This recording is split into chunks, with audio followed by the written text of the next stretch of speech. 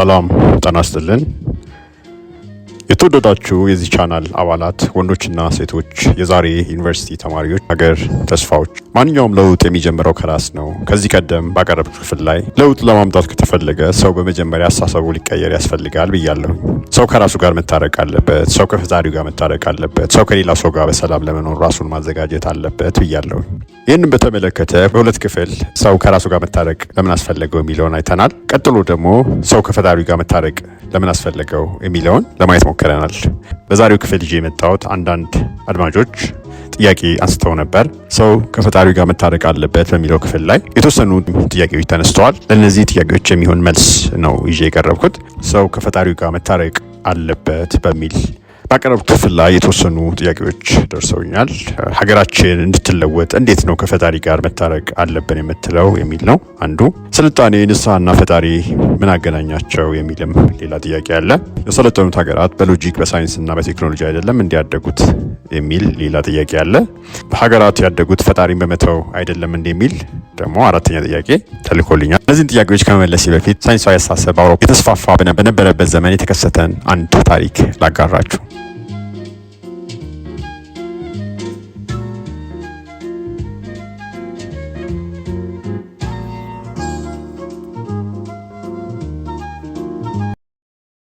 በፊዚክስ እና በኬሚስትሪ ትምህርት የምናውቀውን ስኮትላንዳዊውን ጄምስ ዋትን ልጆች አሳዛኝ ታሪክ እንመልከት።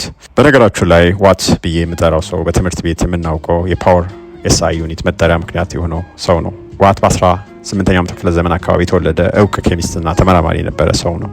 ከጥንት ጀምሮ በተማሩት ዘንድ ታይስስ፣ በተራው ነዋሪ ዘንድ ደግሞ ኮንሰምፕሽን የሚባል ገዳይ በሽታ በዓለም ሁሉ ላይ ነበረ። በዚህ በሽታ የተያዘ ሰው የማያቋርጥ ሳል፣ በመኝታ ላይ ማላብ፣ ትኩሳትና የሰውነት መመንመን ባህሪያት ይታዩበታል። እዚህ በሽታ የተያዘ ሰው ቀስ በቀስ ወደ ሞት ማዝገሙ የማይቀር ነው። የመዳን እድሉ በጣም ያነሰ ነው። ጄሲ የምትባለው የታዋቂው ተመራማሪ ጄምስ ዋት ሴት ልጅ በታይስስ በሽታ ተይዛ በ14 ዓመቷ ሞተች። ከዚያ ቀጥሎ ግሪጎሪ የተባለው መልከ መልካም ወንድ ልጁም በዚሁ በሽታ ተይዞ እያለ ሳይንቲስት የሆነው አባቱ የልጁን ነፍስ ለማዳን ወደ ሳምባው ናይትረስ ኦክሳይድ የሚባል ኬሚካል የሚረጭ ማሽን ለመፍጠር ተገደደ። የጄምስ ዋት ግምት የነበረው የልጁ የግሪጎሪ ሳምባ ላይ የሚደርሰው የኦክሲጅን መጠን በቂ ስላይደለ ችግሩ እሱ ነው ብሎ በማመን ችግሩን በሳይንሳዊ መንገድ ለመፍታት ያደረገው ጥረት ነበር። ሙከራው ግን አልተሳካም። የግሪጎሪ አባት ስመጥርና ሀብታም የነበረ ሰው ቢሆነው ግሪጎሪ በ27 ዓመቱ በ1804 በዚሁ በሽታ የተነሳ ሞተ። ታይስስ ሀብታምና ድሃን ያለመድሎ የሚገድል በሽታ ነበር። በ1800ዎቹ ይህንን ገዳይ በሽታ ለማከም በሳይንስ ሙከራ ተደረገ። ሳይንስ ግን ገና ዳዲ እያለ ነበረ። እዚህ ጋር እናንተን የምጠይቃችሁ ጥያቄ ይህ አባት የኖረው በ1500ዎቹ ቢሆን ምን ያደርግ ነበር? በገዛ ልጁ አፍ ውስጥ የሆነ አስፈሪ ማሽን እያስገባ ቢገኝ እስከ ሞት የሚያደርስ ቅጣት ወይም ከማህበረሰቡ የሚገለል እጣ አይገጥመውም ነበርን? ምክንያቱም የማሰብና የመመራመር ገደብ ነበር። ስለዚህ ይህ አባት ሊያደርግ የሚችለው የዚያ ዘመን ሰው እንደሚያደርገው በተዳፈነ መንገድ ከሃይማኖት ተቋማት ፈውስን ለማግኘት ሀብት ንብረቱን ማሟጠጥ ነበር። ታይስስ አሊያም ኮንሰምፕሽን ተብሎ የሚጠራው ገዳይ በሽታ በ1900ዎቹ ቱበርክሎሲስ ወይም ቲቢ በመባል መጠራት ተጀመረ። ጄምስ ዋት ልጆቹን አሰቃይቶ የገደለውን በሽታ ሳምባቸው አየር ወደ ውስጥ ማስገባት ስላቃተው እንደሆነና ችግሩን በባዮሎጂ መንገድ ሳይሆን በፊዚክስ መንገድ ለመረዳት ነበር ሙከራ ያደረገው። በነገርህ ላይ በዚያ ዘመን የታይስስ በሽታ በዘር የሚተላለፍ ነው ተብሎ ይታመንም ነበር። ይህ ታይስስ የሚባለው በሽታ በ1839 በጀርመናዊ ዶክተር ሮበርት ኮች አማካኝነት በሽታው በአይን ሊታዩ በማይችሉ ደቂቅ ተዋሲያን ወይም ባክቴሪያ በሚባለው ጀርም እንደሚከሰት ለዓለም በማስረጃ አረጋገጠ። ጀርም ቲዮሪ ኦፍ ዲዚዝ ማለት በሽታ የሚከሰት በአይን ሊታዩ በማይቻሉ ተዋሲያን፣ ባክቴሪያ፣ ቫይረስ፣ ፈንጋይ በመሳሰሉት ነው የሚከሰተው የሚለው መላመት በሚገባ ያረጋገጠው ይሄው ዶክተር ነው።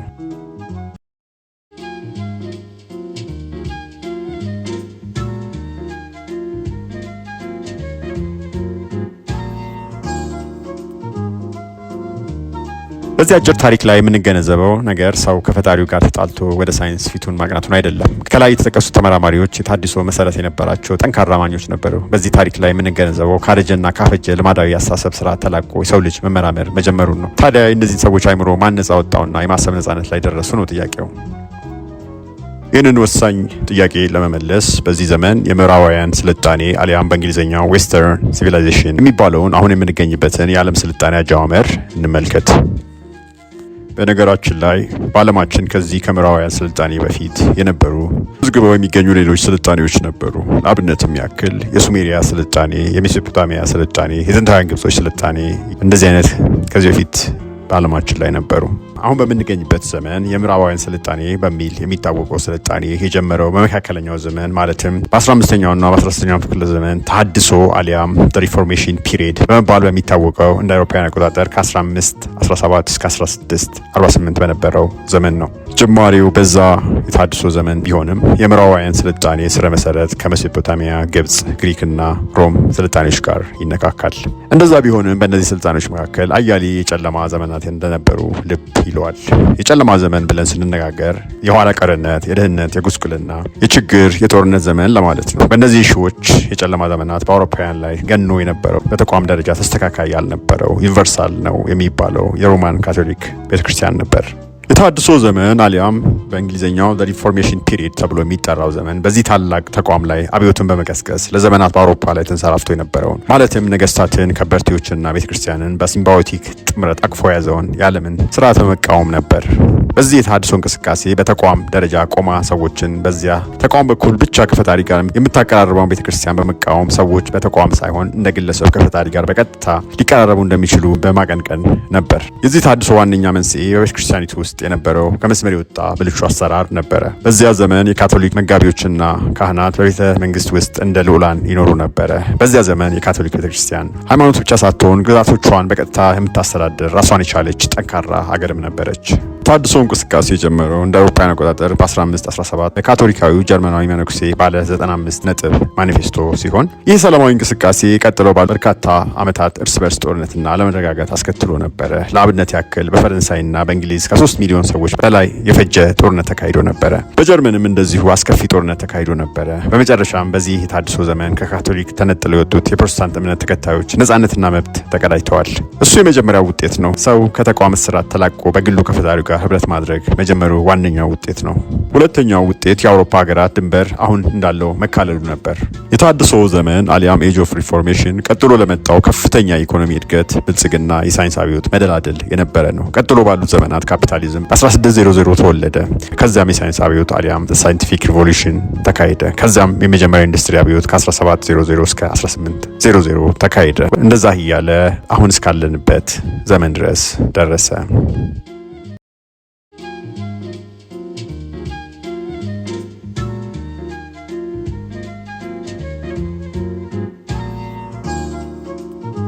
የሳይንስ አብዮት ይሄ ዘመን ከዚህ ቀደም ብሎ 1300 ጀምሮ አውሮፓ ላይ መስፋፋት የጀመረው የህዳሴው ዘመን ተብሎ የሚጠራው ዘመን ተቀጽላ ነው። ነገሮችን በሃይማኖት አጥር ብቻ ለመረዳት ከመሞከር ወደ አመክኗዊነት ወይም ሎጂካል ሪዝኒንግ አስተሳሰብና ስልጣናትን በመሞገት ነገሮችን በግል መገምገም የተጀመረበት ዘመን ነው።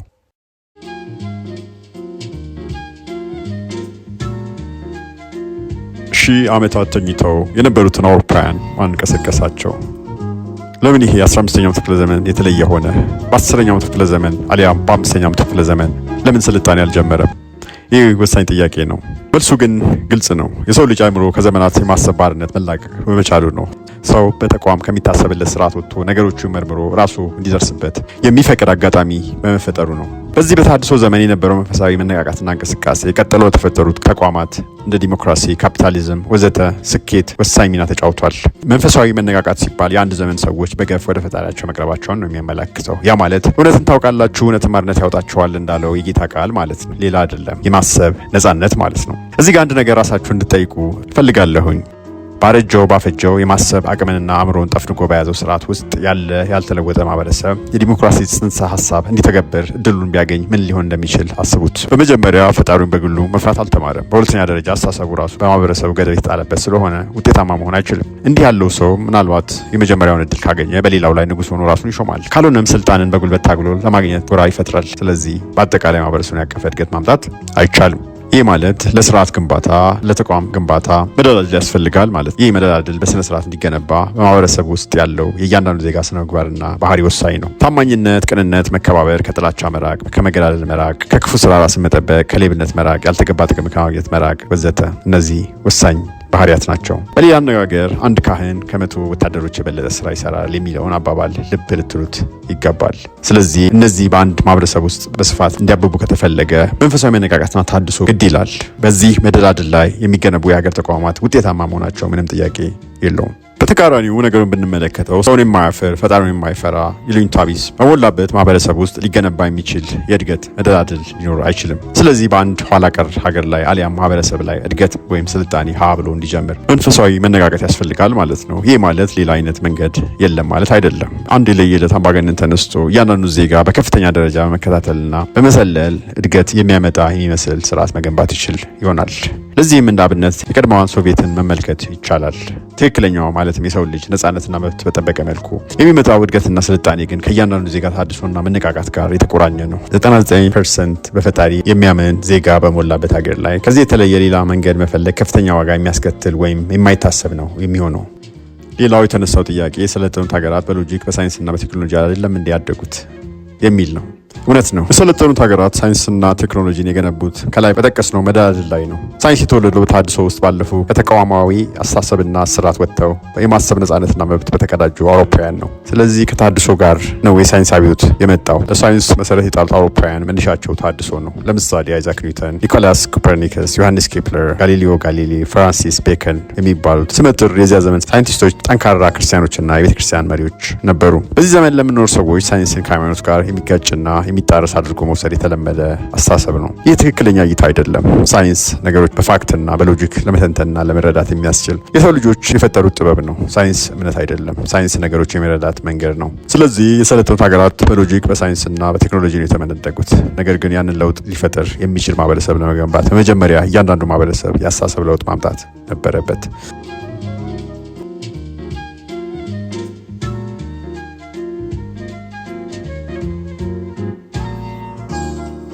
በመጨረሻ ላይ የተጠየቀው ጥያቄ ሀገራት ያደጉት ፈጣሪ በመተው አይደለም እንዴ የሚል ነው። ብቸኛዋ ፈጣሪ በመተው ያደገች ሀገር ሶቪየት ህብረት ነበረች። እድገቱ የእያንዳንዱ ዜጋ መብት ያላከበረ ስለነበረ ሀገሪቱ በ1991 ልትበታተን ችላለች። ስለዚህ ሀገራት ያደጉት ፈጣሪ በመተው አይደለም እንዴ የሚለው አነጋገር መቼም ትክክል ሊሆን አይችልም። ነገር ግን ሀገራት ያደጉት ያረጀ ያፈጀ ስርዓትን በመቃወም መንፈሳዊ ታድሶ ማድረግ ነው የሚለው ነው እውነቱ።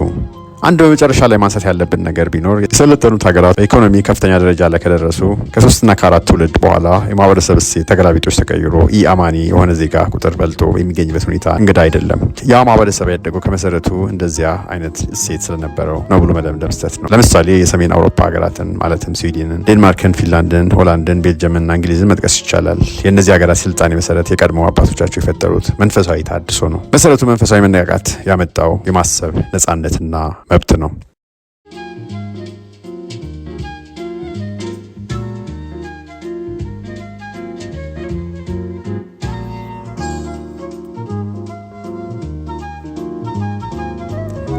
ውድ አድማጮቼ ይህንን የዌስተርን ሲቪላይዜሽን አጠቃላይ የዓለምን ለውጥ ከ15ኛው ክፍለ ዘመን ጀምሮ ያለውን ማወቅ ከፈለጋችሁ አንድ ብዙ ኮፒ የተሸጠ ትልቅ መጽሐፍ አለ። አንድ ኢኮኖሚስት የጻፈው መጽሐፍ አለ። Principles of Dealing with the Changing World Order: Why Nations Succeed or Fail, authored by ሬይ ዴሊዮ። ይህን መጽሐፍ ሼር ላደርጋችሁ እችላለሁ።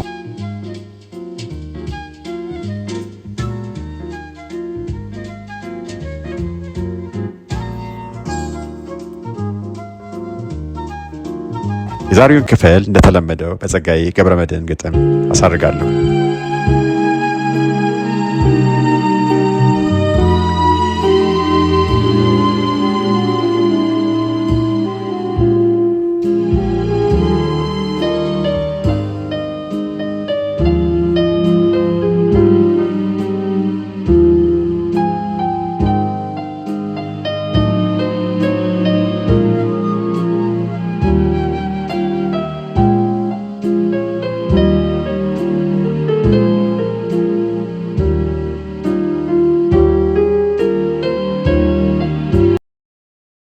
ምንም አልል።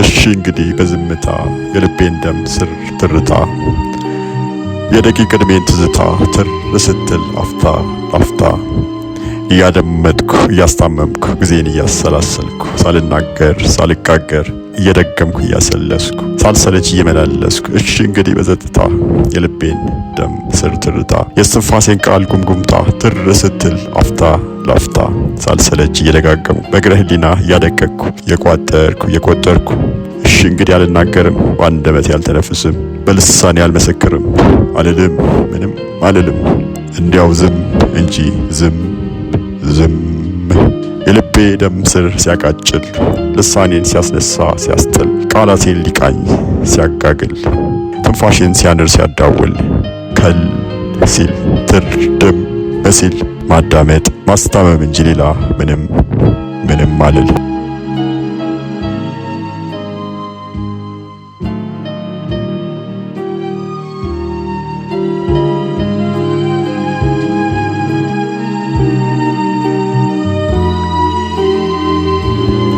ጥቅምት 1983 ፒያሳ ጸጋዬ